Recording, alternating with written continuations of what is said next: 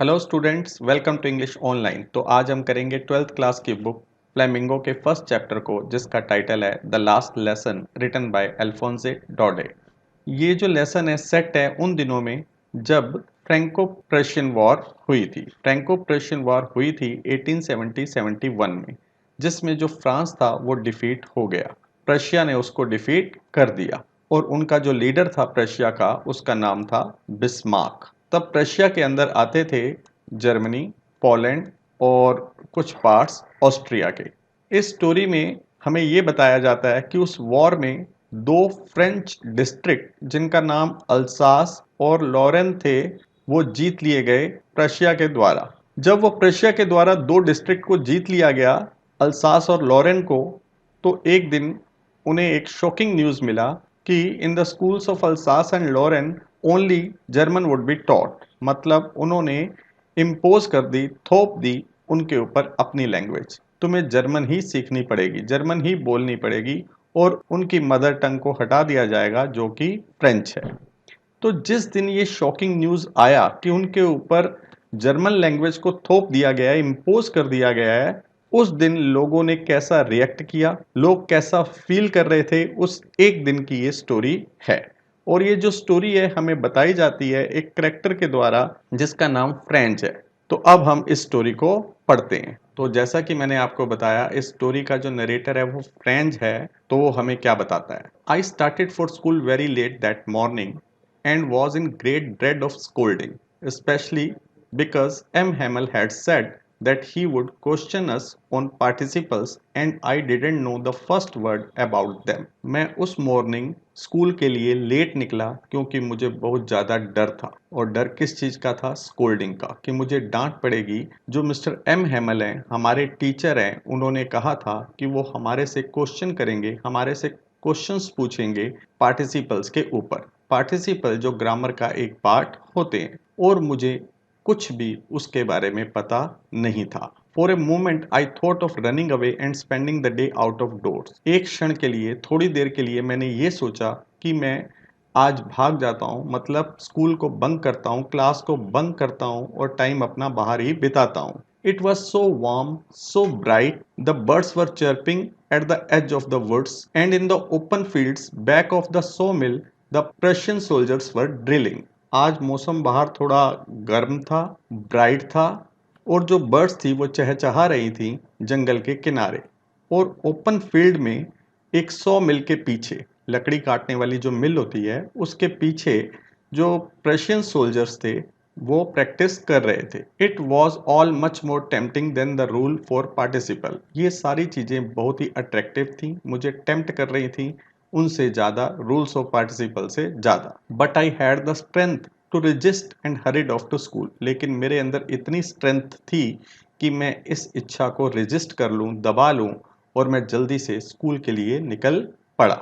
When I passed the town hall, there was a crowd in front of the bulletin board. जब मैं town hall के पास से निकला तो बहुत ज़्यादा रश था, क्राउड था बुलेटिन बोर्ड के सामने। For the last 2 years, all our bad news had come from there. पिछले 2 सालों से जितने भी हमारे बैड न्यूज़ थे इसी बुलेटिन बोर्ड से आए थे। वो न्यूज़ कौन कौन से थे? The lost battles, the draft, the orders of the commanding officer, कि हम लड़ाई को हार चुके हैं, ये न्यूज़ भी इसी बुलेटिन बोर्ड से आया था। द ड्राफ्ट का न्यूज़, ड्राफ्ट क्या होता है? कोई गवर्नमेंट ऑर्डर देती है कि तुम्हें जाना ही पड़ेगा आर्मी में, तो उसको हम ड्राफ्ट बोलते हैं। और जो ऑर्डर था कमांडिंग ऑफिसर का, जो भी उस समय ऑफिस था, कमांड कर रहा था, उसका जो भी ऑर्डर था वो भी इसी बुलेटिन बोर्ड से ही आया था। And I thought to myself without stopping, और मैंने सोचा बिना रुके हुए, what can be the matter now, कि आज कौन सा मैटर होगा, आज कौन सा न्यूज़ आया होगा कि इतने लोग न्यूज़ को पढ़ रहे हैं, कौन सा बुरा न्यूज़ आज आया होगा। Then as I hurried by as fast as I could go, the blacksmith Wachter who was there with his apprentice reading the bulletin called after me, don't go so fast bub, you will get to your school in plenty of time. तब क्या हुआ, जब मैं जल्दी जल्दी school में जा रहा था, जो ब्लैकस्मिथ था, लोहार था, जो लोहे का काम करते हैं उसको ब्लैकस्मिथ बोलते हैं, जिसका नाम वॉक्टर था, जो वहां पर था अपने अप्रेंटिस के साथ, जिसको वो ट्रेनिंग देता होगा, काम सिखाता होगा, और वो क्या कर रहे थे, बुलेटिन को पढ़ रहे थे, न्यूज को पढ़ रहे थे।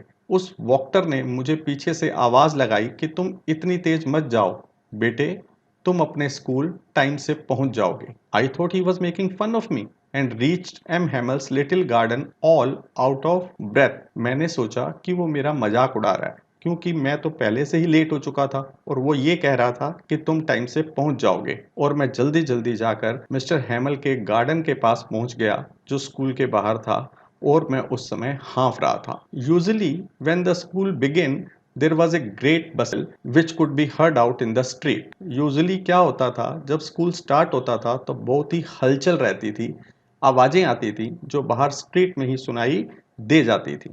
वो तीन टाइप की साउंड थी जो बाहर सुनाई देती थी: the opening and closing of desk, lessons repeated in unisons very loud with our hands over our ears to understand better, and the teacher's great ruler rapping on the table. जो पहली sound आती थी वो आती थी opening and closing of desk, जो students थे वो डेस्क को खोलते थे, बंद करते थे। सेकंड जो साउंड आती थी लेसन रिपीटेड इन यूनिसन, जो बच्चे थे वो लेसन को रिपीट करते थे यूनिसन में, सब मिलकर इकट्ठा बोलते थे, इतनी तेज बोलते थे कि हमें अपने हाथों को अपने कानों पर रखना पड़ता था अच्छे तरीके से समझने के लिए। और जो थर्ड साउंड था वो ये आता था टीचर्स ग्रेट रूलर। टीचर के पास एक बड़ा सा डंडा था और वो उस डंडे को रैप करते रहता था, पटकते रहता था टेबल के ऊपर। ये तीनों आवाजें हमें बाहर से ही सुनाई दे जाती थी अक्सर। But now it was so still. लेकिन आज, अब इस समय बहुत ही शांति थी। I had counted on commotion to get to my desk without being seen. मैंने तो काउंट ऑन किया था, मैंने तो भरोसा रखा था कमोशन के ऊपर, शोर शराबे के ऊपर, कि मैं पहुंच जाऊंगा अपने डेस्क पर बिना दिखे हुए। But of course that day everything had to be as quiet as Sunday morning. लेकिन उस दिन हर चीज इतनी शांत थी जैसे कि क्या हो, संडे मॉर्निंग हो। संडे मॉर्निंग जैसा एटमॉस्फेयर वहां पर था। Through the window I saw my classmates already in their places and mister Hamel walking up and down with his terrible iron ruler under his arm. मैंने window से देखा अपनी classmates को, जो पहले से ही अपने अपने प्लेसेस पर आकर बैठ चुके थे, और जो एम हेमल हमारे टीचर थे वो इधर उधर चल रहे थे अपने भयानक डंडे को अपनी बाजुओं में दबाकर। I had to open the door and go in before everybody. मुझे डोर खोलना पड़ा और सबके सामने मैं था, सब मुझे देख रहे थे। You can imagine how I blushed and how frightened I was. तुम कल्पना कर सकते हो कि मैं कितना, मुझे शर्म आ रही थी और मैं कितना डरा हुआ था, क्योंकि मैं स्कूल के लिए बहुत लेट हो चुका था, सब मुझे ही देख रहे थे। But nothing happened. लेकिन उस दिन कुछ भी नहीं हुआ। M Hamel saw me and said very kindly. Teacher ने मुझे देखा और बहुत ही प्यार से बोले, go to your place quickly, अपनी जगह पर जल्दी जल्दी चले जाओ।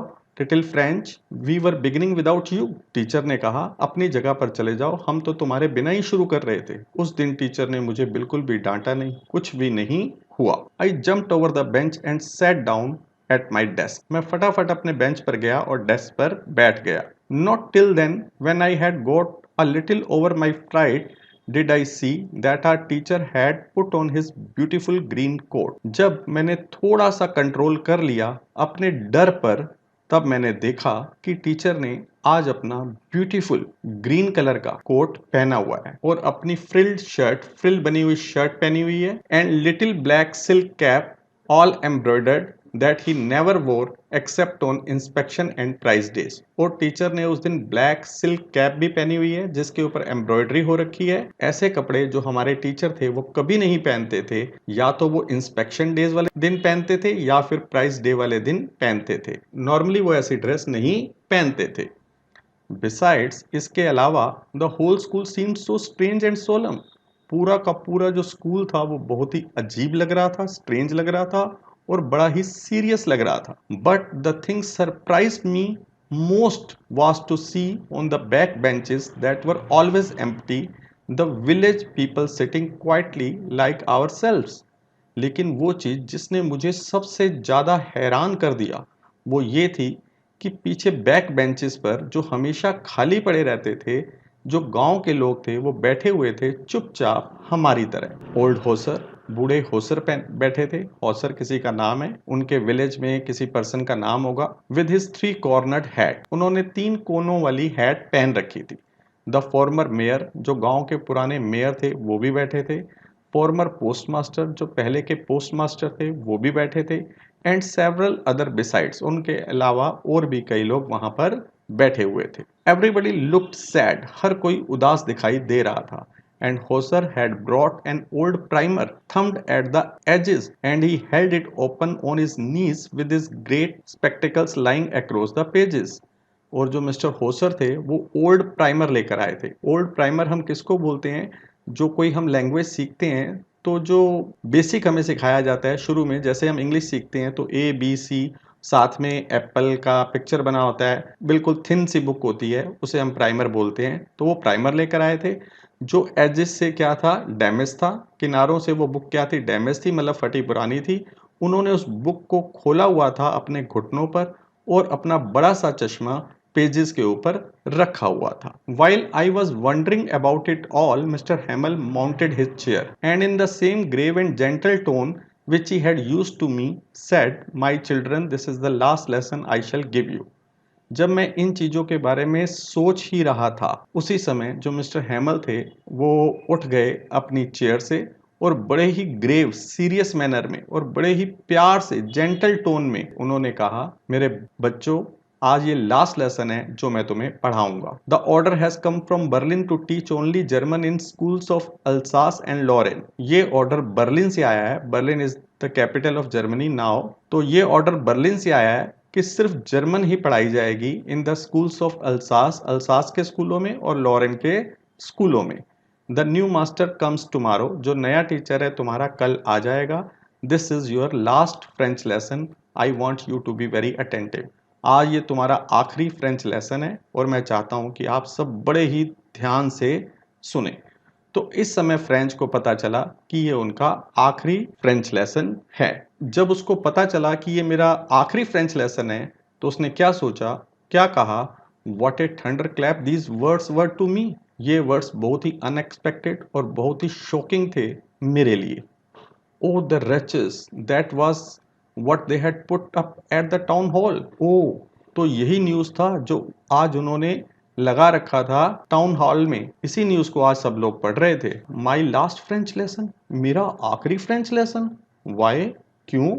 आई hardly knew how to write, मुझे तो अभी लिखना भी नहीं आता था। I should never learn any more, और इसके बाद अब मैं सीखूंगा भी नहीं। आई मस्ट स्टॉप देयर, क्या मैं यहीं रुक जाऊंगा? Oh how sorry I was for not learning my lessons, मुझे कितना दुख था कि मैंने अपने लेसन को कभी सीखा ही नहीं। फॉर सीकिंग बर्ड एग्स और गोइंग स्लाइडिंग ऑन द सार, क्योंकि मेरा ध्यान किस तरफ रहा, बर्ड्स के अंडे ढूंढने में, उसके नेस्ट में, या फिर मैं सार पर। सार क्या है? एक यूरोपियन रिवर है, उसके ऊपर मैं स्लाइड करते रहता था, मतलब तैरता रहता था। उसका कहने का मतलब था कि मैं कई एक्टिविटी में बिजी था लेकिन मैंने अपनी पढ़ाई पर कभी भी ध्यान नहीं दिया। My books that had seemed such a nuisance a while ago, so heavy to carry, my grammar and my history of saints were old friends now that I couldn't give up. मेरी किताबें जो मुझे nuisance लगती थी, unpleasant लगती थी थोड़ा time पहले ही, इतना भारी लगती थी उठाने में, मेरी ग्रामर और जो हिस्ट्री थी सेंट्स की, मतलब मेरी हिस्ट्री की बुक्स, अब मुझे सब क्या लगने लग गई, अपनी पुरानी दोस्त लगने लग गई कि मैं इनको अब गिव अप नहीं कर सकता, इनको अब मैं छोड़ नहीं सकता। And M Hamel too, the idea that he was going away, that I should never see him again, made me forget all about his ruler and how cranky he was. और जब ये मेरे माइंड में idea आया कि mister हैमल भी जा रहे हैं और उनको अब मैं दोबारा नहीं देख पाऊंगा, तो इस चीज ने मुझे भुलवा दिया टीचर के रूलर के बारे में, डंडे के बारे में, और वो कितने क्रैंकी हैं, मतलब कितने अजीब और गुस्से वाले टीचर हैं, ये बात मैं भूल ही गया। Poor man, it was in honour of this last lesson that he had put on his fine Sunday clothes. बेचारा टीचर, ये आज लास्ट लेसन के सम्मान में, ऑनर में, उसने ऐसे कपड़े पहने हैं, अपने संडे क्लोथ्स पहने हैं। एंड नाउ आई अंडरस्टूड, और अब मुझे समझ में आ गया, why the old man of the village were sitting there in the back of the room. मुझे ये बात समझ में आ गई कि उस गांव के जो ओल्ड मैन थे, बूढ़े लोग थे, वो क्यों आकर क्लासरूम में बैठे हुए थे। It was because they were sorry. ये इसलिए बैठे थे क्योंकि उन्हें भी दुख था that they had not gone to school more, कि वो भी स्कूल में ज़्यादा नहीं पढ़े थे। जब उनका टाइम था स्कूल में पढ़ने का तो वो भी स्कूल में नहीं गए थे। It was their way of thanking our master for his 40 years of faithful service and of showing their respect for the country that was theirs no more। ये जो बड़े बूढ़े लोग आकर बैठे थे, ये उनका एक तरीका था थैंक करने का हमारे मास्टर को, टीचर को, उस टीचर को जो 40 ईयर से अपनी फेथफुल सर्विस दे रहा था स्कूल में, उस स्कूल में पढ़ा रहा था। और ये लोग, बड़े बूढ़े लोग, अपनी रिस्पेक्ट दिखा रहे थे अपनी कंट्री के लिए भी, वो कंट्री जो उनकी अब नहीं रही थी क्योंकि उसको जीत लिया था रशिया ने। While I was thinking of all this, I heard my name called। जब मैं इन सब बातों के बारे में सोच ही रहा था तो टीचर ने मेरा नाम पुकारा, मेरा नाम लिया। It was my turn to recite। अब मेरी टर्न थी वो रूल सुनाने की पार्टिसिपल के। What would I not have given to be able to say that dreadful rule for the participle all through, very loud and clear and without one mistake. French क्या कहता है कि मैंने कुछ भी दे दिया होता उन रूल्स को सीखने के लिए, ताकि मैं वो रूल बोल सकूं बिल्कुल प्रॉपरली, लाउड एंड क्लियर बोल सकूं। उसके लिए मैंने कुछ भी दे दिया होता कि मैं बिना मिस्टेक के बोल सकूं।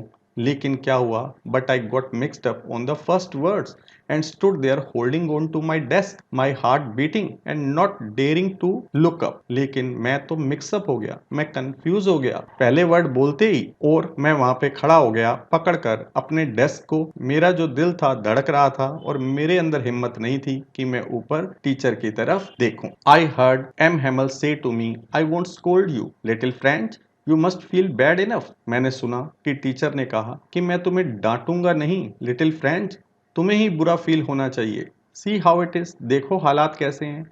Every day we have said to ourselves, bah I have plenty of time, I will learn it tomorrow. हर रोज हम अपने आप से कहते हैं हमारे पास बहुत टाइम है, प्लेंटी ऑफ टाइम है, और मैं कल से सीख लूंगा। And now you see where we have come out. और अब तुम देखो हम कहाँ आ गए हैं, हमारे पास कल है ही नहीं। That's the great trouble with Alsace. यही सबसे बड़ी मुसीबत है अल्सास के साथ, मतलब अल्सास के रहने वाले लोगों के साथ। She puts of learning till tomorrow, ये कल तक काम को टालते रहते हैं। शी जो वर्ड है यहाँ पर यूज किया गया है अल्सास के लिए। कई देशों के लिए शी वर्ड यूज किया जाता है, इंडिया के लिए भी शी वर्ड ही यूज किया जाता है। तो हम लोग कल तक काम को टालते रहते हैं। Now those fellows out there will have the right to say to you, क्या इन लोगों को अब अधिकार है तुम्हें कहने का, हाउ इज इट। अब देखो, you pretend to be Frenchman, तुम दिखावा करते हो कि तुम फ्रेंचमैन हो, and yet you can neither speak nor write your own language. ना तो तुम बोल सकते हो, ना ही तुम लिख सकते हो अपनी ही लैंग्वेज को।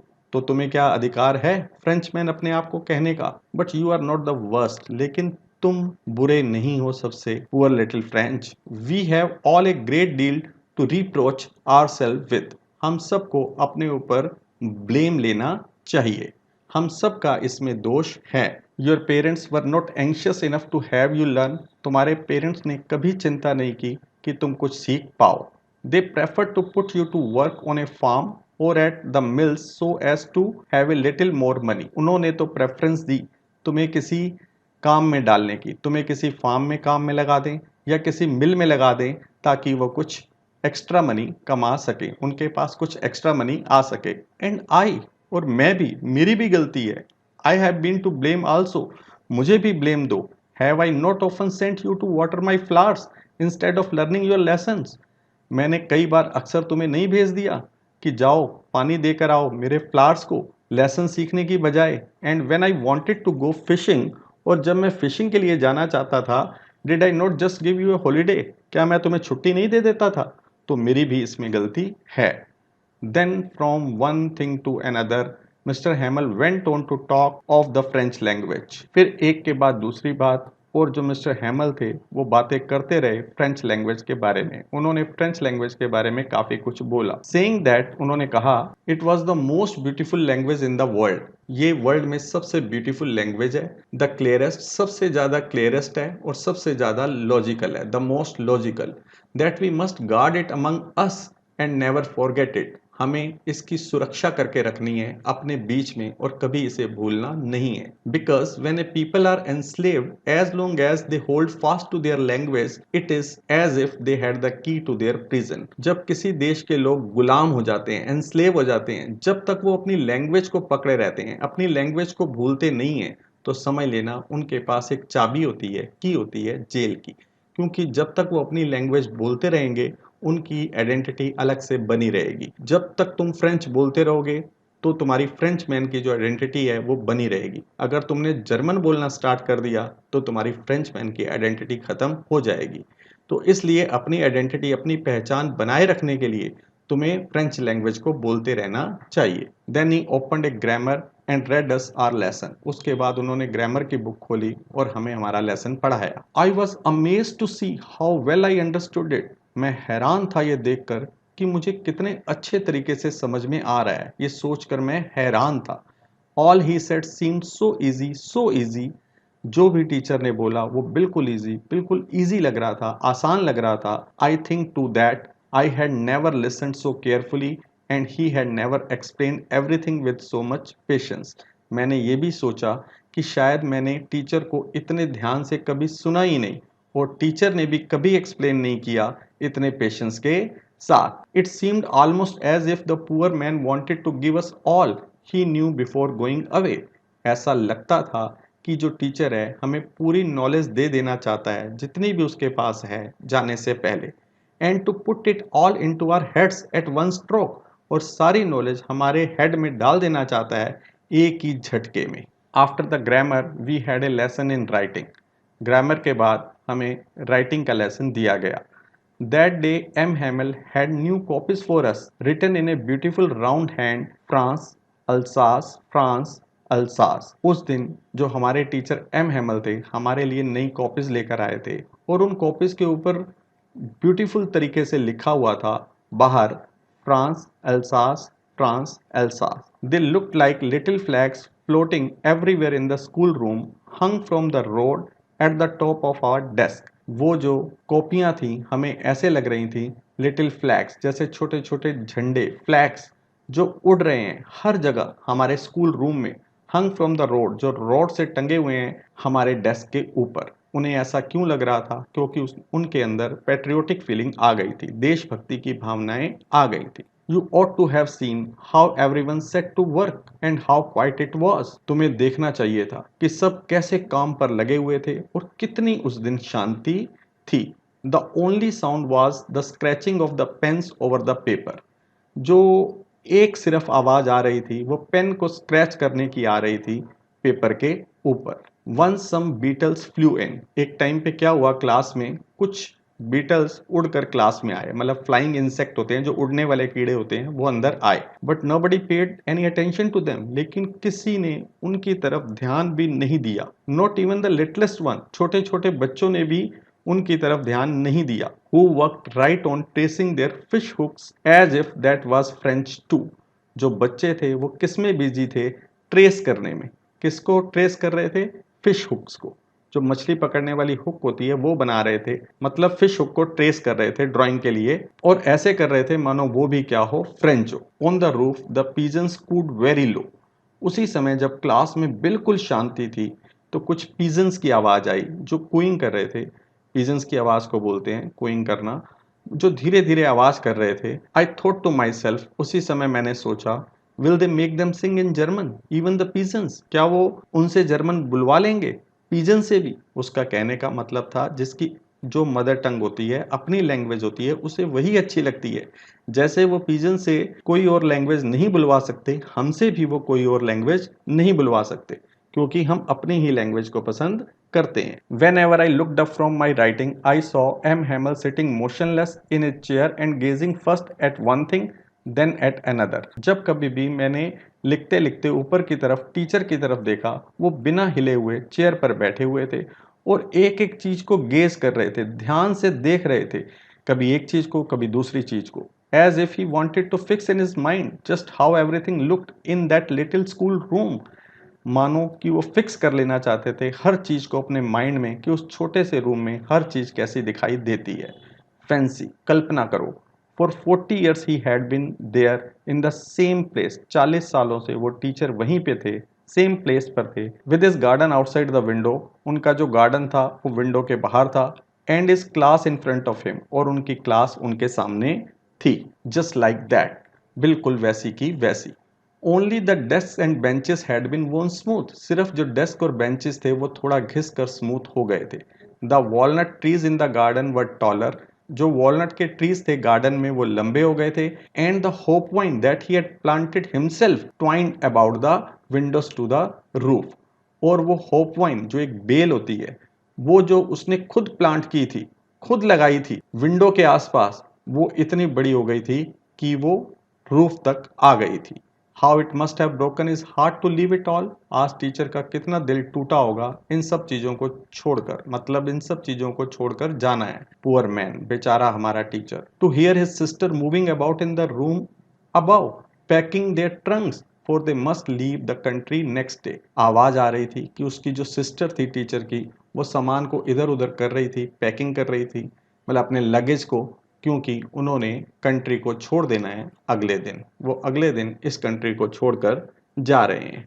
But he had the courage to hear every lesson to the very last, लेकिन आज भी टीचर में हिम्मत थी कि उसने सब लेसन्स को सुना आखिरी तक। After the writing we had a lesson in history, और राइटिंग के बाद हमने लेसन पढ़ा हिस्ट्री का। And then the baby chanted ba baby, और वो जो बच्चे थे अपने फोनेटिक्स के लेसन को पढ़ने लगे कि किसी वर्ड को कैसे बोलना है, वो पढ़ने लगे। Down there at the back of the room old Hauser had put on his spectacles and holding his primer in both hands. Class के अंदर जो मिस्टर होसर थे, उन्होंने अपना बड़ा सा चश्मा पहन लिया था और उन्होंने अपने हाथों में प्राइमर को पकड़ा हुआ था, दोनों हाथों में, और स्पेल कर रहे थे लेटर्स को उनके साथ। You could see that he too was crying, तुम देख सकते थे कि मिस्टर होसर भी रो रहे थे।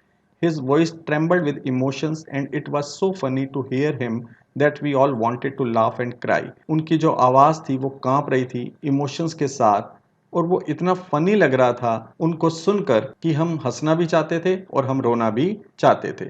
हंसना इसलिए क्योंकि उनकी आवाज़ थी बहुत ही फनी लग रही थी, और रोना इसलिए चाहते थे कि उस समय जो सर्कमस्टांसेस थी, परिस्थितियाँ थी कि उनका आखिरी लेसन था, उस वजह से वो इमोशनल हो रहे थे और रोना भी चाहते थे। Oh how well I remember it that last lesson, ओ कितनी अच्छे तरीके से मुझे याद है वो मेरा last lesson. All at once the church clock struck 12, उसी समय चर्च की जो क्लॉक थी, घड़ी थी, उसमें 12 बजने की आवाज आई। देन द एंजलस, उसके बाद एंजलस जो प्रेयर होती है क्रिश्चियंस की, वो स्टार्ट हुई। At the same moment the trumpets of the Prussian returning from drill sounded under our windows. उसी समय क्या हुआ, जो ट्रम्पेट्स था, ट्रम्पेट क्या होता है, इंस्ट्रूमेंट होता है, म्यूजिकल इंस्ट्रूमेंट, जिसमें 3 बटन लगे हुए होते हैं और उसको प्ले किया जाता है बाय ब्लोइंग। तो वो ट्रम्पेट की आवाज आई, जो पर्शियन सोल्जर का था, वो क्योंकि ड्रिल से वापस आ रहे थे, उनका ग्रुप वापस आ रहा था ट्रम्पेट को प्ले करते हुए, उनकी जो आवाज थी विंडो से हमें आने लगी। M Hemal stood up, M Hemal जो हमारे टीचर थे खड़े हो गए। वेरी पेल, बहुत ही पेल नजर आ रहे थे, उनका रंग पीला सा पड़ गया था, अपनी चेयर से वो उठे। I never saw him look so tall, उनको कभी भी मैंने इतना उदास नहीं देखा था, इतना अपसेट नहीं देखा था। और वो टीचर आगे क्या बोले, my friends said he I but something choked him, उन्होंने बोला मेरे दोस्तों, आगे वो कुछ बोलना चाहते थे, उन्होंने आई बोला, लेकिन वो रुक गए, उनका गला बंद सा हो गया, जैसे किसी चीज ने उन्हें रोक लिया। ही कुडंट गो ऑन, वो आगे बोल ही नहीं पाए। Then he turn to the blackboard, took a piece of chalk and bearing on with all his might he wrote as large as he could vive La France. तब वो board की तरफ मुड़े, एक चौक का टुकड़ा लिया और जितनी ताकत, जितनी हिम्मत उनमें थी वो सब लगाकर उन्होंने लिख दिया, बड़ा बड़ा, जितना बड़ा वो लिख सकते थे बोर्ड पर, विव ला France means live long France. Then he stopped and leaned his head against the wall, तब वो रुक गए और अपना सर झुकाकर लगा दिया दीवार के साथ। एंड विदाउट ए वर्ड, और बिना कोई वर्ड बोले हुए, he made a gesture to us with his hand, उन्होंने इशारा किया अपने हाथों से हमारे को, स्कूल डिसमिस हुआ, तुम सब जा सकते हो। तो स्टूडेंट, आपने ये देखा कि ये जो लेसन है इस बारे में है कि जब अचानक लोगों को पता चला एल्सास और लॉरेन के कि जो हमारी मदर टंग है दैट हैज बीन चेंज्ड और हमारे ऊपर थोप दी गई है जर्मन लैंग्वेज, तो उस दिन उनको कैसा फील हुआ। अगर वहाँ के लोगों को 3 पार्ट में बांटा जाए तो फर्स्ट था फ्रेंच, सेकंड उनके टीचर और थर्ड थे जो विलेज ओल्ड पीपल थे या विलेज पीपल थे। तो तीनों ने कैसा रिएक्ट किया जब उन्हें पता चला कि हमारे ऊपर थोप दी गई है, इम्पोज कर दी गई है जर्मन लैंग्वेज। सबसे पहले फ्रेंच, वो बहुत ही ज्यादा इमोशनल हो गया, उसे बड़ा ही दुख था कि मैंने अपने लेसन पर कभी ध्यान नहीं दिया। दूसरा जो टीचर थे मिस्टर एम हैमल, उन्होंने क्लास में सबको बताया कि जो फ्रेंच लैंग्वेज है वो बहुत ही ब्यूटीफुल, लॉजिकल, क्लियरेस्ट है, तुम्हें सबको इसकी सुरक्षा करके रखनी है, कभी इसको भूलना नहीं है। अगर तुम इसको नहीं भूलोगे तो समझ लेना तुम्हारे पास एक की होगी तुम्हारी यूनिटी की और लिबर्टी की, आज़ादी की और एकता की। और तीसरा जो विलेज पीपल थे उन्होंने कैसा रिएक्ट किया, वो स्कूल में आए, पीछे जो पड़े हुए खाली बेंचेस होते थे उन पर आकर बैठ गए। ये उनका एक तरीका था उस टीचर को थैंक बोलने का जो 40 ईयर से उस स्कूल में पढ़ा रहे थे, और वो रिस्पेक्ट दे रहे थे अपनी कंट्री को, उस कंट्री को जो अब उनकी नहीं रही थी। तो यहाँ पर ये लेसन एंड होता है। आई होप आपको अच्छे तरीके से ये लेसन समझ में आ गया होगा। अगर आपको ये लेसन समझ में आया और आपने इस वीडियो को लाइक किया है तो please don't forget to subscribe to my channel. Thank you.